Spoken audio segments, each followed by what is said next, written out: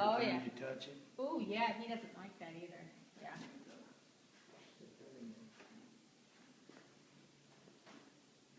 Oh, he's tight. Yeah, he's tight.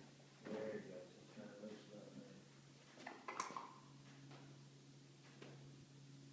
I got it. There we go. Now feel the difference. Aw, yeah. There you go. Just relax. Awesome.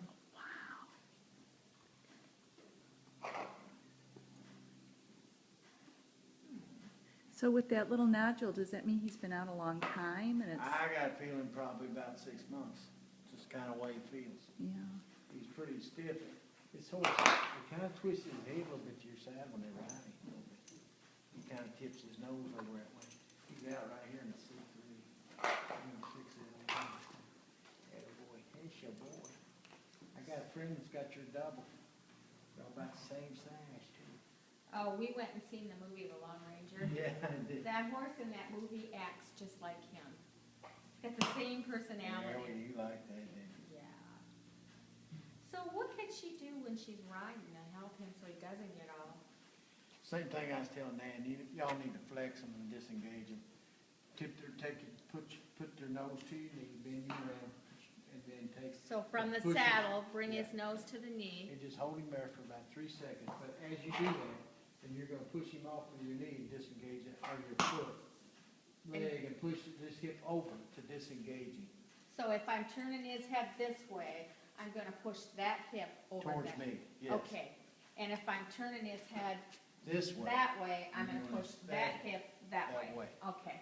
Yep. Because what happens is, see, it disengages the joints, because when you get on them, they're tense. Everybody don't want to believe that, but every horse has to be a little tense, because they're expecting the unknown. How are we gonna take off? How are we gonna do this? Blah, blah, blah. You know, most people are pretty methodical and do the same thing, but some people don't. And it sometimes, I don't think you ought to be that methodical on a horse anyway, because I think they ought to be not expecting, but expect the worst, but appreciate the least. Does that make sense? Mm-hmm. Same way with the person. You always want to try to make sure that the person is happy, but give them a little bit extra. You know what I'm saying? Same way with the horse. Give them a little bit of respect.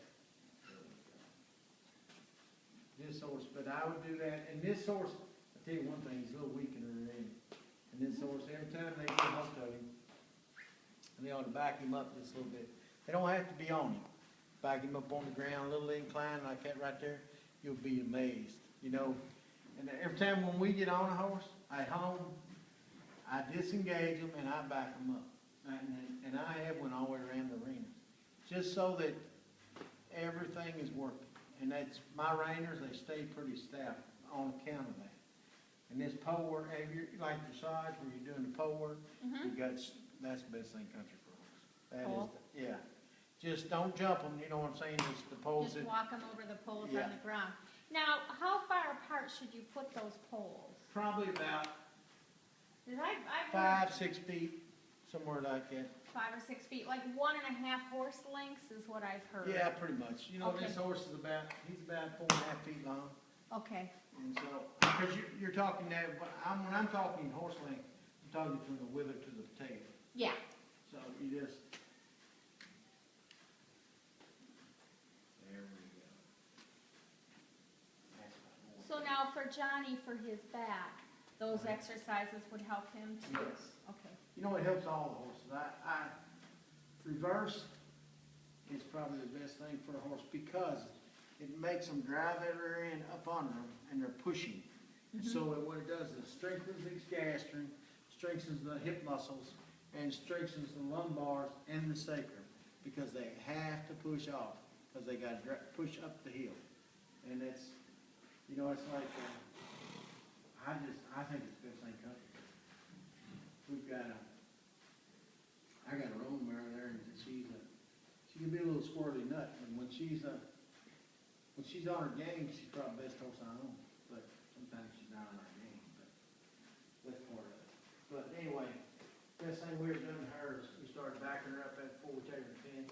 I might back her, so around her feet, whatever, till she relaxes and just drops into herself, and she's She's got better. It's like a pacifier. I don't know why, but it's like her pacifier. She's a good old horse.